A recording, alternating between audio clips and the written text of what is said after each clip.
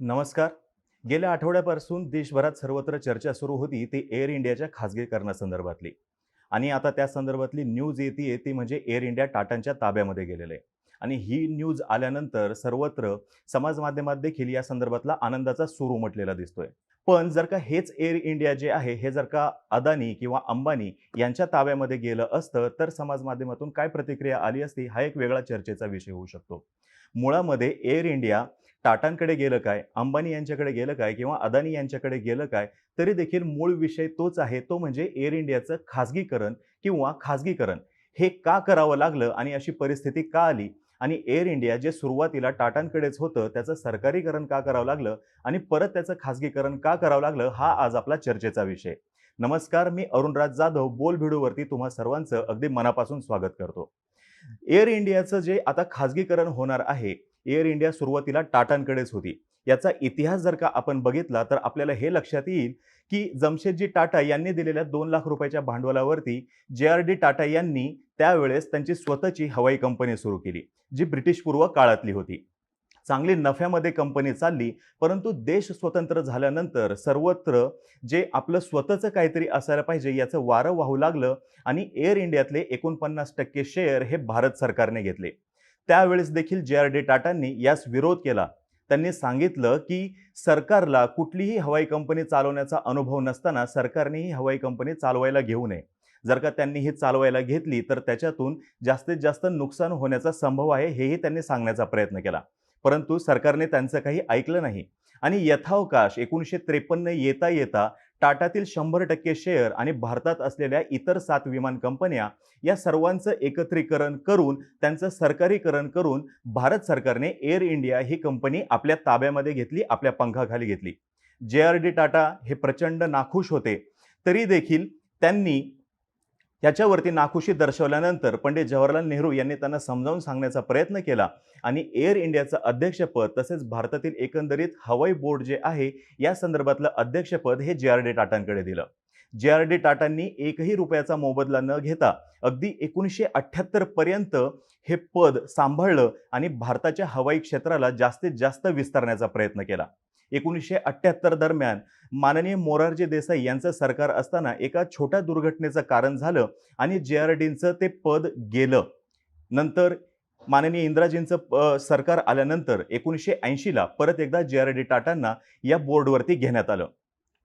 ज्यावेळेस भारतामध्ये 1991च्या दरम्यान खाजगीकरणाचं वारं सुरू झालं आणि स्पर्धा जशी जशी वाढत गेली, प्रायव्हेट प्लेयर्स त्याच्यामध्ये वाढत गेले, तसं तसं सुरुवातीला ज्या एअर इंडियाने भरभराटीचे दिवस पाहिले होते, सुवर्णकाळ अनुभवला होता, त्या एअर इंडियाला थोडीशी घरघर लागायला सुरुवात झाली. अगदी या संदर्भातला डेटाच माझ्या सोबत आहे. तो डेटा मी तुम्हाला सांगू इच्छितो. एअर इंडिया अगदी जोमामध्ये होती, पण एअर इंडिया जी आहे ही भारतातून परदेशामध्ये सेवा देत होती आणि ह्या एअर इंडियाचीच दुसरी कंपनी जी होती इंडियन एअरलाइन्स ही आपल्या भारतातल्या भारतामध्ये सेवा देत होती.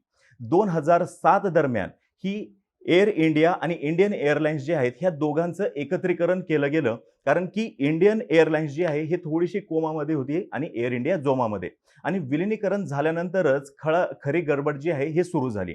आता आपल्याला माहिती आहे, जर का एखाद्या निरोगी माणसाबरोबर रोगी माणूस जर का बसवला तर तो निरोगी माणसाचं जे आरोग्य आहे ते खराब करतो. असं होत नाही की तो निरोगी माणसामध्ये बसल्यामुळं रोगी माणूस जो आहे तो निरोगी होतो. अगदी इथंही तेच घडलं आणि तिथूनच 2007 पासूनच हा तोटा सुरू झाला. मग हा तोटा किती होता तर जवळपास दररोज 20 कोटी रुपयांचा तोटा एअर इंडियाला होत होता आणि वार्षिक 7,100 कोटींचं नुकसान हे भारत सरकारला आणि पर्यायाने एअर इंडियाला सोसावं लागत होतं. आता भारत सरकारने ह्या एअर इंडियाला वाचवण्याचे अतोनात प्रयत्न केले. मधल्या काळामध्ये भारत सरकारने जवळपास 1,10,000 कोटी रुपयांची मदत देखील या एअर इंडियाला केली, परंतु एअर इंडियाचं जे विमान आहे हे काही उडता उडेना. आता ह्या तोट्यात जाणारा हा जो व्यवहार होता ह्याला कुठेतरी थांबवणं गरजेचं होतं. दररोज 20 कोटीचं होणारं नुकसान हे सहन करण्यापलीकडे होतं. मग 2000 सालापासूनच या एअर इंडियाला विकण्याचा विचार सुरू झाला होता. अगदी ही कालचीच गोष्ट नाही तर 2000 सालापासूनची गोष्ट आहे. मग 2000 सालाला त्यावेळेसचं तत्कालीन जे एनडीए गव्हर्नमेंट होतं त्यांनी यातील 40% हिस्सा जो आहे तो विकण्याचा प्रयत्न केला. परंतु त्यावेळेसच्या ट्रेड युनियन्सनी याला विरोध केल्यामुळं त्यावेळेस देखील टाटा जे आहेत यांनी त्याच्यामध्ये रस दाखवला होता. ज्या कामगार युनियन आहेत त्यांनी केलेल्या विरोधामुळं टाटांनी याच्यातून माघार घेतली आणि त्यावेळेस ही गोष्ट बारगळली. मग त्याच्यानंतर अगदी 2012ला देखील परत एकदा एअर इंडियातली काही भाग विकण्याचा प्रयत्न केला गेला, परंतु त्याच्यामध्ये देखील यश आलं नाही. मग 2018ला ज्यावेळेस आपल्या इथे परिस्थिती जी आहे, जी-डी-पी हा घसरलेला आहे, परिस्थिती भयानक आहे, अशा वेळेस परत एकदा एअर इंडिया विकण्याचा प्रयत्न केला गेला. यावेळेस उद्योजकांना अट्रॅक्ट करण्यासाठी त्याच्यातली जी डील आहे ही अट्रॅक्टिव्ह करण्याचा प्रयत्न केला गेला आणि ह्या डीलमध्येच त्यांनी असं सांगितलं की 76% स्टेक जे आहेत हे आम्ही एअर इंडियामधले विकणार आहोत. परंतु त्यावेळेस देखील जे गुंतवणूकदार आहेत त्यांनी त्याच्यामध्ये इंटरेस्ट नाही दाखवला, कारण की 24% जी आहे मालकी परत एकदा सरकारकडे राहणार होती आणि याच्यासोबतच जी कंपनी 76% त्याच्यातील हिस्सा घेणार होती त्यांना जवळपास 33,000 कोटीचं कर्ज देखील फेडावं लागणार होतं. मग सरकारच्या हे लक्षात आलं की ही गोष्ट वर्कआउट होत नाहीये. मग जानेवारी 2020 मध्ये सरकार परत एक नवीन प्लॅन घेऊन आलं एअर इंडिया विकण्यासाठी. मग यावेळेस सरकारने असं सांगितलं, ठीक आहे आम्ही 100% हिस्सा याच्यातला विकू. परंतु मूळ गोष्ट परत तशीच राहिली. या 2 वर्षांमध्ये जो अगोदर 33,000 कोटीचा कर्जाचा बोजा होता तो आता जवळपास 61,000 कोटींचा झाला होता आणि जो विकत घेणारा आहे त्याला ते सर्व कर्ज फेडावं लागणार होतं. त्याच्यामुळं परत एकदा कुणीही गुंतवणूकदार याच्यामध्ये इंटरेस्ट दाखवायला तयार नव्हता. मग सरकारने ज्यावेळेस या संदर्भातलं पूर्ण माहिती घेण्याचा प्रयत्न केला, त्यांना हे लक्षात आलं की आपलं धोरण कुठेतरी चुकतंय. मग सरकारने हे ठरवलं की आता आपण 2 पावलं मागं सरकायला पाहिजे. कारण की 2 वर्षात कर्जाची रक्कम ही दुप्पट झालेली आहे. जर का हे असंच चालू राहिलं तर हे तिप्पट चौपट होईल. त्याच्यापेक्षा आजच 2 पावलं मागं आलेलं कधीही चांगलं. मग ऑक्टोबर 2020 मध्ये सरकारने असं ठरवलं की जी कंपनी आता यातील 100% हिस्सा उचलेल त्यांनी 23,000 कोटी रुपये सरकारला द्यावेत. पण यावेळेस देखील कुणीही त्याच्यामध्ये इंटरेस्ट दाखवला नाही.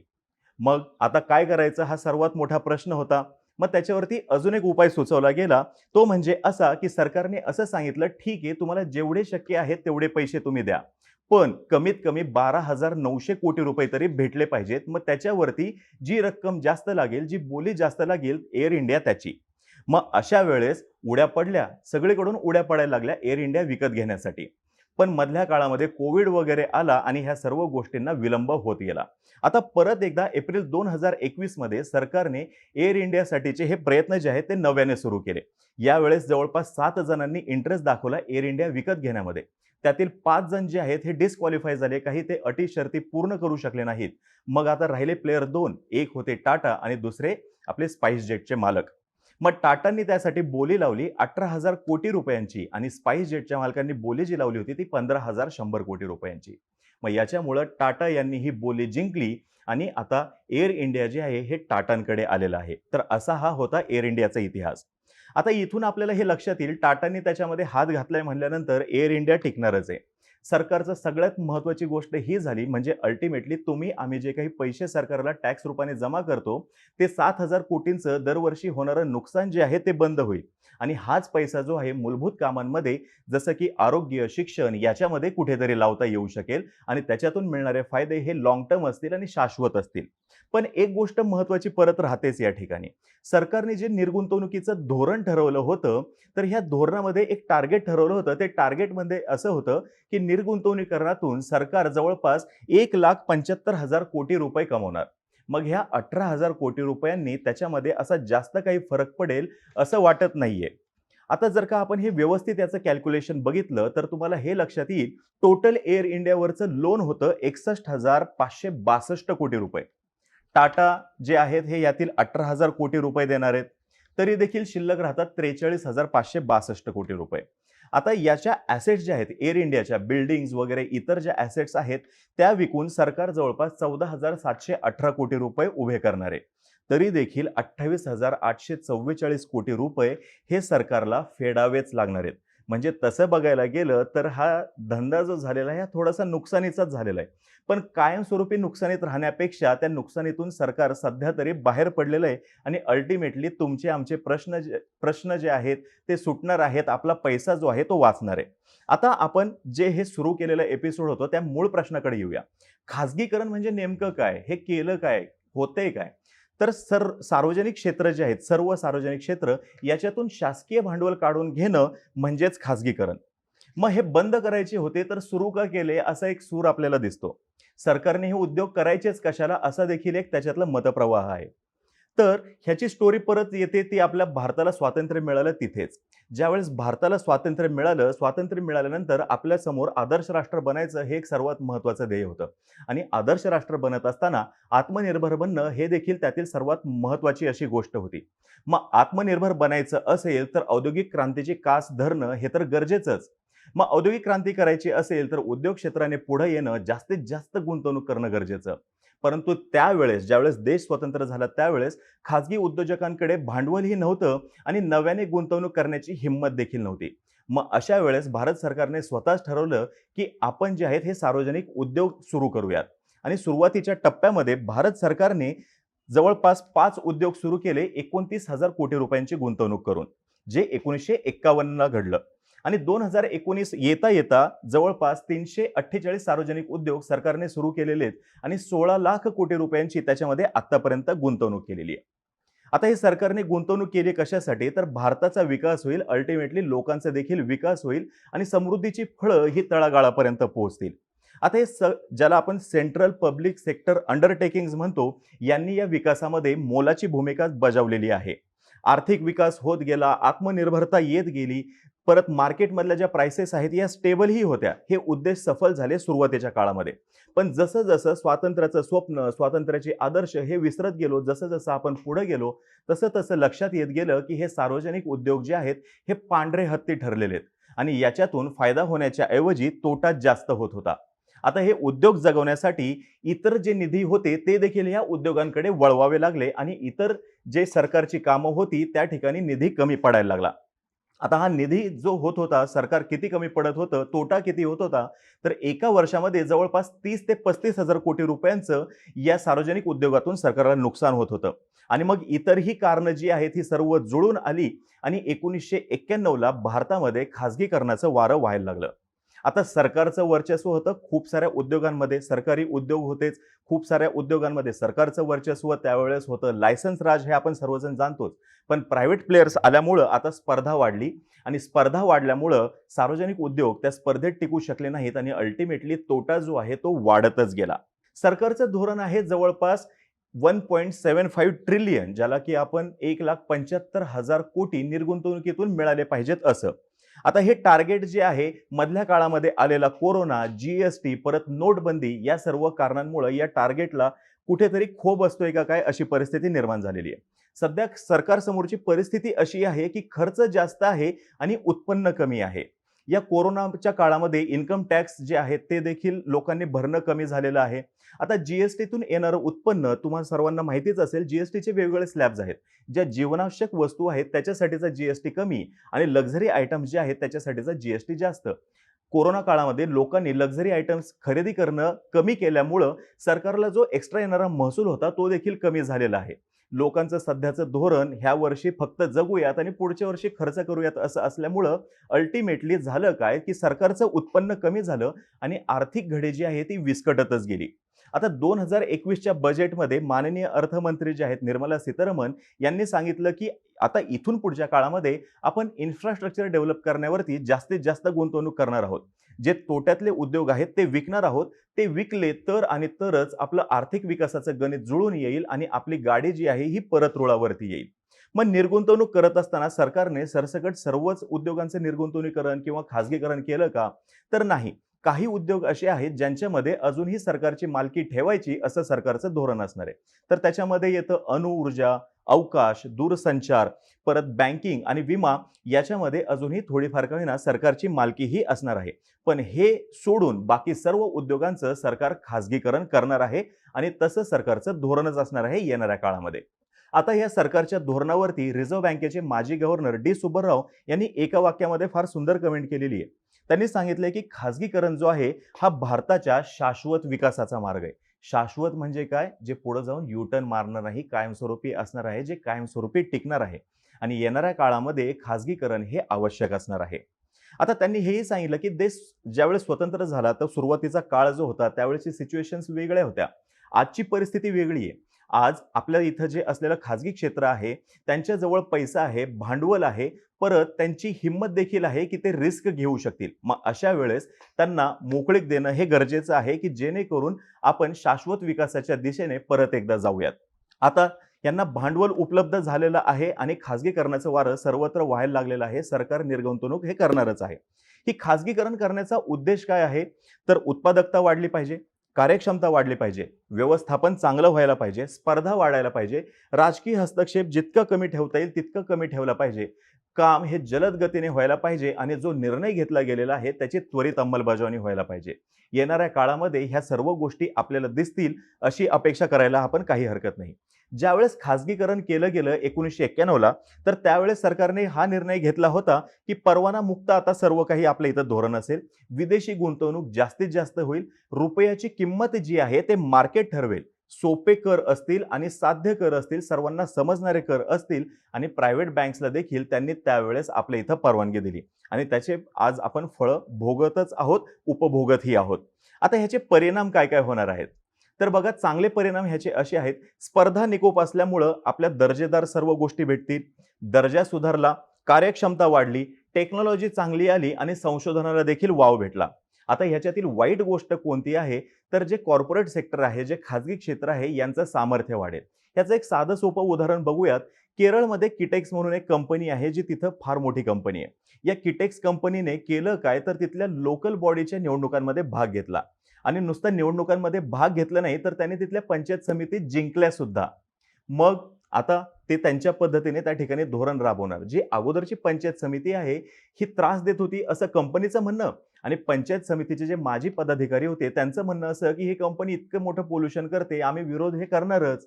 मग आता कंपनीच्या हातामध्ये सर्व सत्ता आल्यानंतर कंपनीला सर्वत्र मोकळं रान भेटले अशी परिस्थिती त्या ठिकाणी दिसतीये. आता अजून एक ह्याच्यातील गोष्ट अशी आहे, सरकारला सपोज निर्गुंतवणूक करताना पैसा भेटत गेला, सरकारकडे भांडवल उपलब्ध होत गेलं, पैसा येत गेला. मग हा पैसा सरकार म्हणतंय, की आम्ही आरोग्य आणि शिक्षण याच्यावरती खर्च करू किंवा चांगल्या गोष्टींसाठी खर्च करू. पण तो योग्य ठिकाणी खर्च होईल की नाही याची शाश्वती किंवा खात्री ही कुणालाच नाहीये. आणि भांडवलदार येणाऱ्या काळामध्ये अजून जास्तीत जास्त स्ट्रॉंग होत जातील आणि त्यांची मक्तेदारी निर्माण होईल हे देखील तितकंच खरं. सरकारला अपेक्षेपेक्षा कमी उत्पन्न मिळालं हे देखील आपण विसरून चालणार नाही. ज्या एअर इंडियाचा तोटा 61,000च्या आसपास होता, ती एअर इंडिया माफक 18,000 कोटी रुपयांना विकली गेली आणि ते 18,000 कोटी रुपयांना विकली गेली. त्यातले 2700 कोटी रुपयेच त्यांना तातडीने द्यायचेत. बाकी सर्व तर कर्जाचा बोजा जो हप्त्या-हप्त्याने फेडावा लागणार आहे. यामुळं अल्टिमेटली तुमच्या आमच्या पैशाचं, समाजाचंच नुकसान होणार आहे. आणि बघा, कुठलीही कंपनी ज्यावेळेस सुरू होते, खाजगी कंपनी, त्यांचा उद्देश हा असतो, की जास्तीत जास्त नफा कमवणं. कुणी ₹10 कमवेल, कुणी 9 कमवेल, कुणी 8 कमवेल, कुणी 7 कमवेल, पण नफा कमवणार हेच त्यांच्या समोरचं उद्दिष्ट असेल. मग हे नफा कमवताना प्रसंगी कामगार कपात करावी लागली तरी देखील ही केली जाईल आणि अल्टिमेटली बेकारीची कुऱ्हाड ही आहेच डोक्यावरती. मग ह्याच्यामध्ये अजून एक गोष्ट आहे. ज्यावेळेस कुठलीही कंपनी नफा कमवते, तर तो नफा त्यांचा स्वतःचा असतो. पण ज्यावेळेस तोटा होतो, तर तोटा आपल्या सर्वांचा असतो. म्हणजे अल्टिमेटली तोट्याचा भार हा सरकारवरतीच येतो. ह्याचं एक छोटं उदाहरण घेऊयात जे माझ्याजवळ आहे. 2018 मध्ये कॉर्पोरेट कंपन्यांचं जवळपास 3 लाख रुपयांचं एन-पी-ए होतं, म्हणजे नॉन परफॉर्मिंग ॲसेट, ज्याला आपण थोडक्यामध्ये, बरोबर व्याख्या होणार नाही, पण बुडीत कर्ज म्हणूयात.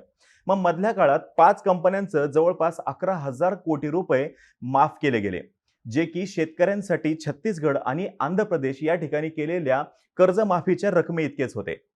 मग सर्वात मोठं कर्जदार कोण आहे हेही लक्षात घ्या आणि फायदा कुणाचा होतोय हेही आपण सर्वजण आता समजून घेऊयात. आता येणाऱ्या काळामध्ये भारत पेट्रोलियम घ्या, एल-आय-सी घ्या, तसेच बँक ऑफ महाराष्ट्र यांचं यथावकाश खाजगीकरण हे होईलच. आता परत येऊयात आपल्या मूळ मुद्द्याकडे, जे की टाटानी केलेलं आहे टेक ओव्हर. येत्या वर्षअखेरपर्यंत याचं संपूर्णपणे हस्तांतरण केलं जाईल. मग कामगार जे आहेत त्यांचं काय होणार? तर टाटा ग्रुप ह्या सर्व कामगारांना आहे तसंच ठेवणार आहे. त्यांच्यासाठी व्ही-आर-एस वगैरे 1 वर्ष पूर्ण झाल्यानंतरच लावता येईल अशी अट ह्याच्यामध्ये होती आणि ते त्या अटीचं पालन करणार आहेत. 1 वर्षानंतरच टाटा जे आहेत यातील काही का होईना स्टेक किंवा शेअर जे आहेत हे इतरांना विकू शकतील, पण 1 वर्षापर्यंत 100% शेअर हे त्यांना स्वतःलाच सांभाळावे लागणार आहेत. आता गव्हर्नमेंट स्कीम ज्या आहेत, ज्या कामगारांसाठी आहेत, त्या त्यांना लागू राहणार आहेत. जसं की पेन्शन घ्या, ग्रॅच्युइटी घ्या किंवा त्यांच्यासाठी ज्या मेडिकल फॅसिलिटी ज्या आहेत त्या त्यांना लागूच असणार आहेत. आता एअर इंडियाकडे जवळपास 12,085 कर्मचारी आहेत आणि त्यातील 8,084 हे परमनंट आहेत आणि उरलेले जे आहेत हे आहेत टेम्पररी. पुढील 5 वर्षामध्ये यातील जवळपास 5,000 जण निवृत्त होणार आहेत. जे परमनंट आहेत ते 5,000 जण निवृत्त होणार आहेत. या कर्मचाऱ्यांच्या गेल्या काही वर्षांपासूनच्या मागण्या होत्या, जे आउटस्टँडिंग होतं, जे 13,032 कोटी रुपयांचं आहे, ते देखील टाटा न देता सरकारच देणार आहे. म्हणजे अल्टिमेटली ते तुमच्या आमच्या खिशातूनच जाणार आहे. मग आता ह्या संपूर्ण प्रकरणाचा तुम्ही स्वतःच व्यवस्थितपणे मागोवा घ्या आणि फायदा झालं की नुकसान झालं, फायदा झाला तर कुणाचं झालं, नुकसान झालं तर कुणाचं झालं, याचा देखील तुम्ही शेवटाकडे या. आता शेवटाकडे येताना एक गोष्ट सांगतो, की खाजगीकरण चांगलं की वाईट हे येणारा काळ ठरवेलच. पण कालही आपण जसं एपिसोडमध्ये बघितलं, हा जो आहे हा सगळा फ्लोचार्ट कसा आहे, खाजगीकरण आहे, सहकार किंवा सरकार आहे आणि परत एकदा खाजगीकरणाकडेच आपण चाललेलो आहोत. खाजगीकरण चांगलं की वाईट या निष्कर्षापर्यंत मी येणार नाही, पण या खाजगीकरणामुळं 2008ला नक्कीच मंदी आली होती, जी की खाजगी क्षेत्रातील बँकांमुळेच आली होती, ज्याला आपण सबप्राईम क्रायसिस असं म्हणतो. आता सबप्राईम क्रायसिस काय आहे, तर अमेरिकेमध्ये गृहकर्ज हे अगदी स्वस्त भेटतं. म्हणजे जर का मला घर घ्यायचंय, मी बँकेकडे गेलो तर मला अगदी 0 ते 1% व्याजदराने घर भेटतं, माझी परतफेडीची क्षमता न तपासता. कारण की खूप सारे प्रायव्हेट प्लेयर्स आहेत आणि त्यांच्यामध्ये स्पर्धा आहे. मग मला घर भेटलं, मग माझी क्षमता तपासलेली नाहीये की मी ते परत फेडू शकेल की नाही. मग जर का मी फेडू नाही शकलं तर बँक माझं घर जप्त करणार. मग घर जप्त केलं तर मला काहीच प्रॉब्लेम नाहीये. मी दुसऱ्या बँकेकडे जाणार. मी म्हणणार मला नवीन घर घ्यायचंय, तीही बँक मला लगेच घर कर्ज देण्यासाठी तयार आहे. मग थोड्या दिवसांनी मी दुसऱ्या बँकेकडे जाणार. मग ज्यावेळेस बँक जप्ती आणते, कुठल्याही घरावरती जप्ती आणते, मग बँक ते घर स्वतःकडे ठेवू शकणार आहे का? तर ह्याचं उत्तर नाहीये. काही कालावधीनंतर बँकेला ते घर विकावंच लागणार आहे, त्याचा लिलाव करावा लागणार आहे आणि बँकेने त्याच्यामध्ये गुंतवलेली जी काही रक्कम आहे ती त्यांना मोकळी करावी लागणार आहे. पण एक वेळ अशी आली की अमेरिकेतल्या जवळपास सर्वच बँकांकडे लाखो घरं पडून होती आणि त्यांच्यासाठी ग्राहकच नव्हता. मग हे सर्व खाजगी प्लेयर तर होते, तरी देखील ह्याचे पडसाद संपूर्ण जगभर उमटले. जे 2008, 9, 10 दरम्यान ह्या सर्व परिस्थितीला सामोरे गेले असतील, ते अधिक चांगल्या पद्धतीने ह्या गोष्टीला अजून समजू शकतील. आता बघा, क्युबा हा एक कम्युनिस्ट देश आहे. फिडेल कॅस्ट्रो यांना आपण सर्वजण जाणतोच, ओळखतोच. आता हा क्युबाने देखील प्रायव्हेटायझेशनची, खाजगीकरणाची कास धरलेली आहे. आता येणारा काळच ठरवेल की हे खाजगीकरण चांगलं की वाईट. याच्यातून आपल्याला फळं गोड भेटतात, तुरट भेटतात की कडू भेटतात. तर येणाऱ्या काळाची आपण वाट बघूया आणि अशीच अपेक्षा करूया की या खाजगीकरणामुळं आपल्याला जी काही फळं भेटतील ती गोडच भेटतील.